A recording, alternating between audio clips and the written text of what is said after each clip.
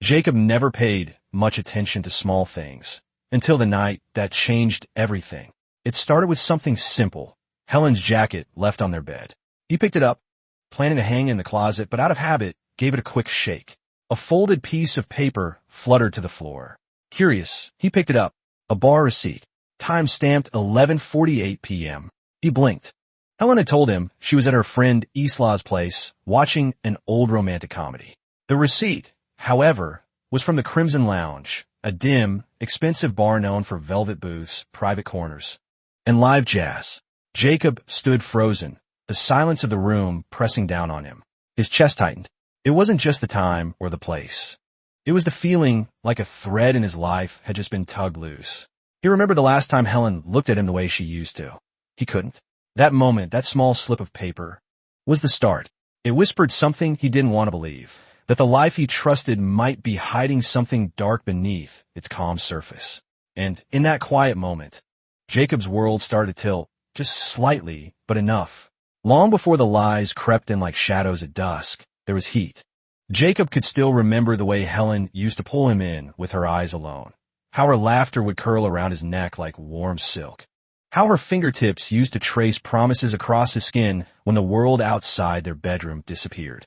In those early days, their love was raw, electric, a beautiful kind of chaos.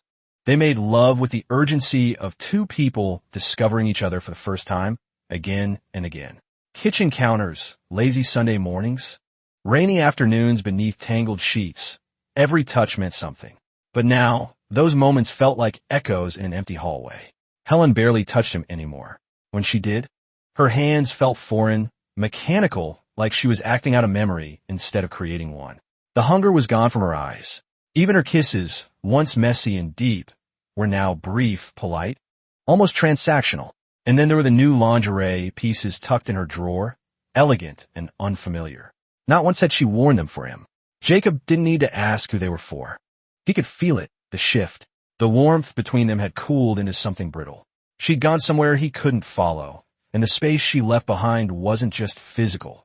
It was emotional, spiritual. She was still beside him at night, but her body felt borrowed. And in the silence that followed their fading touch, Jacob began to wonder, was he already alone? It was in the little things that Jacob first began to sense the unraveling, not the grand betrayals. Not yet, but in the quiet inconsistencies that pressed against his chest like a weight he couldn't name. Helen had changed, subtly but surely. Her perfume lingered longer, unfamiliar and bold, earthy, masculine, not the floral notes she used to wear or the ones he bought her on anniversaries.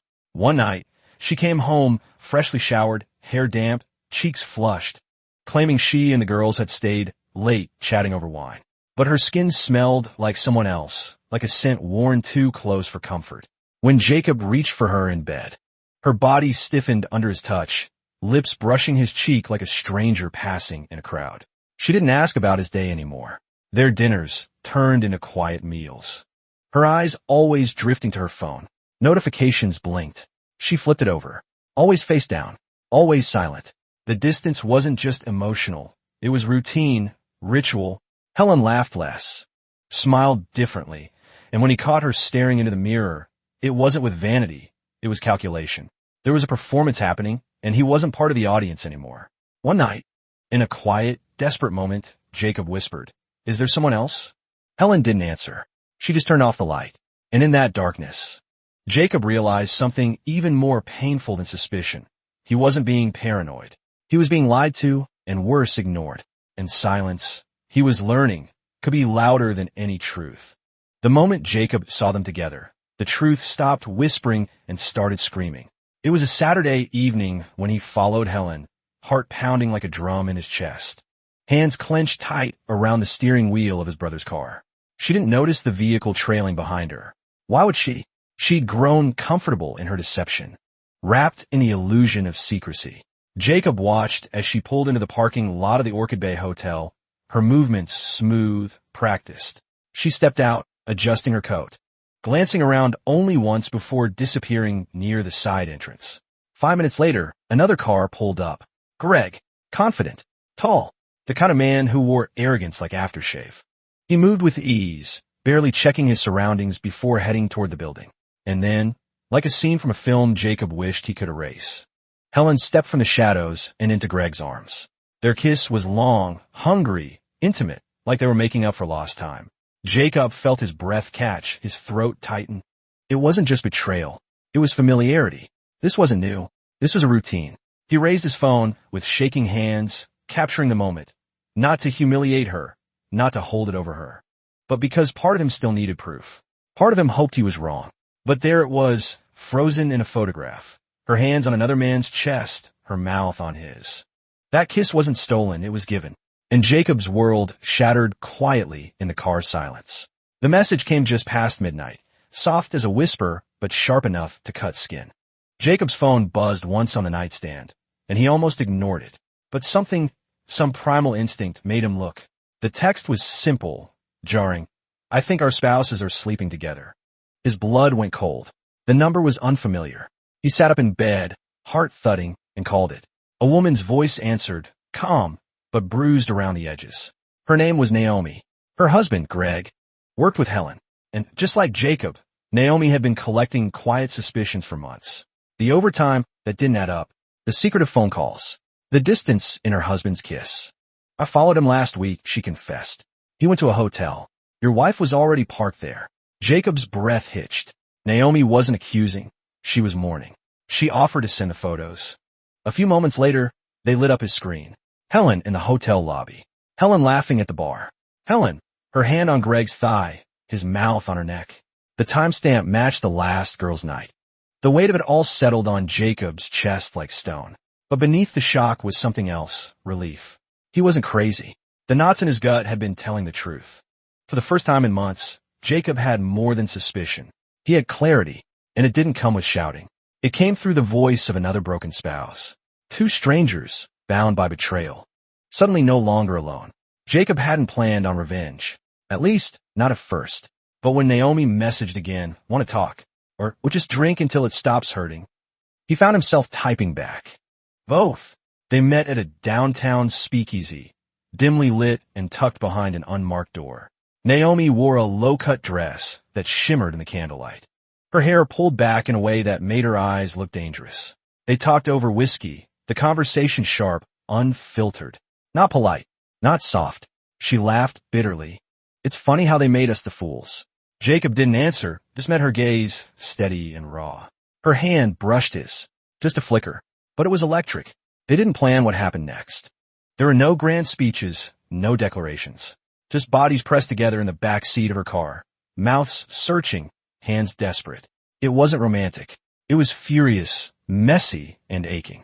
A storm of bruised pride and unspoken grief. Naomi whispered in his ear, let them wonder where we are tonight. And Jacob didn't stop her. He needed this, not for lust, but for proof that he was still wanted, still alive beneath the wreckage. When it was over, they sat in silence, breathless, stunned. I don't regret it, she said. Neither did he.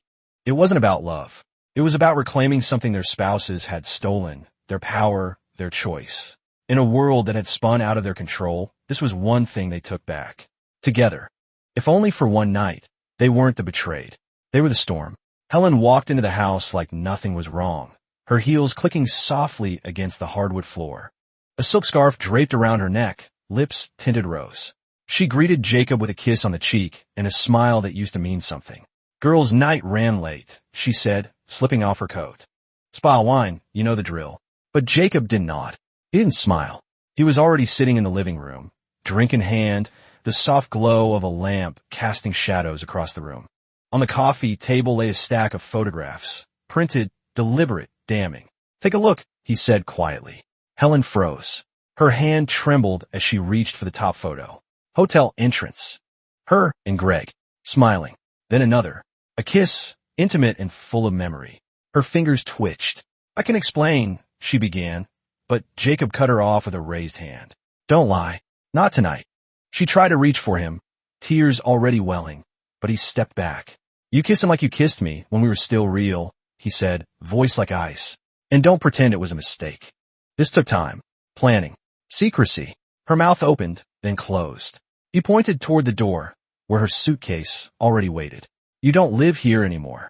Her voice cracked. Please, Jacob. Just one more chance. But he shook his head slowly. You spent those chances one lie at a time. The silence that followed was final. Not anger. Just done. Margot stood in the hallway, arms folded tight across her chest, trying to look composed, but the flicker of panic in her eyes gave her away. Jacob turned to face her, still simmering from the storm that had just passed. "How long have you known?" he asked, his voice steady but sharp enough to cut. Margot looked away, toyed with the buttons on her sweater, then finally whispered, "I suspected. For a while." His jaw clenched. "No, not suspected. You knew." She flinched. "A few months, maybe more," she confessed, barely meeting his gaze. "I thought it was just a phase. I didn't want to believe it." I told her to stop. Jacob laughed bitterly, a sound without humor. "And that was enough for you? Telling her to stop while eating dinner under my roof? Sleeping down the hall while I kissed a woman who'd just come back from his bed?" Margot's shoulders sagged. "I didn't want to break up your marriage. You didn't want to be uncomfortable." He corrected. "You chose complicity over integrity." He pulled out his phone, scrolling to the folder he'd created, screenshots of her texts, helping Helen craft alibis. Pretending to be with her during nights she was with Greg. "You lied too." Margot's eyes glistened. "Jacob, please no," he snapped. "You've been living in a house you helped turn into a lie. It was mine before either of you walked in. Now I want it back." The air was heavy, final. She said nothing. There was nothing left to say. Jacob didn't sleep that night. While the rest of the city exhaled under the weight of midnight, he moved through the house like a ghost reclaiming his territory. Every drawer he opened, every shelf he cleared felt like peeling back another layer of betrayal. Helen's jewelry, her silk blouses still faintly scented with perfume. Margot's dog-eared books that had somehow taken root on his shelves, all of it went into suitcases. He didn't rage. He didn't cry. He just moved with quiet precision, the way you might when cleaning up after a storm. By 1 a.m., the bags were stacked neatly by the front door, a silent verdict waiting to be delivered. When Helen finally came home, her heels clicked tentatively across the tile. She stopped cold at the sight of her belongings, waiting to be exiled. Margot stood behind Jacob, already dressed, suitcase in hand, her silence heavier than any apology. "What's going on?" Helen whispered. Jacob didn't look at her. He picked up his tablet and turned the screen toward her. Photos, time-stamped, undeniable. "Your girl's night looked eventful." Helen stared in disbelief, lips parting, trembling. But Jacob was already done listening. "No more lies. No more second chances. You're both leaving." Helen dropped to her knees, sobbing, pleading. Margot looked stunned, but didn't speak. Jacob opened the door and stepped aside. 3 nights at a hotel, already booked. After that, I don't care where you go. And as they crossed the threshold, suitcase wheels whispering across the wood, Jacob finally breathed. In the days that followed, Jacob moved through the house like a man shedding old skin. The silence was no longer haunting, it was honest. He changed the locks the next morning. The sound of the new bolt clicking into place like a seal on a fresh beginning. The divorce moved quickly. His lawyer, sharp and unshakable, reminded the court that the house had been gifted to Jacob years before the marriage. It was untouchable. Helen's demands for alimony fell flat. 9 years and 7 months of marriage, just shy of the 10-year threshold in Texas. The court denied her. No alimony, no house, just half of the joint savings and her personal belongings. Word spread. Some friends sided with Jacob. Others said he was too cold, too quick. But Jacob didn't care. He wasn't chasing sympathy. He was choosing peace. One evening, weeks later, he met Naomi again. No expectations. No heat this time. Just 2 people, wounded but surviving. Over shared tacos and quiet conversation. They didn't try to fix each other. They simply understood. And in that moment, Jacob realized something. Sometimes survival doesn't come from forgetting. It comes from being seen. In today's world, where secrets can hide behind screens and half-truths can feel easier than honesty, this story reminds us of the value of trusting your instincts. If something feels off, don't silence your intuition, listen. Transparency, respect, and communication are the backbone of any real relationship. And if those start to crumble, protect your peace. You don't need to accept betrayal just to avoid being alone. Stand firm in your self-worth, and remember, walking away from someone who lies is not weakness, it's wisdom. Healing begins the moment you stop making space for those who abuse your trust.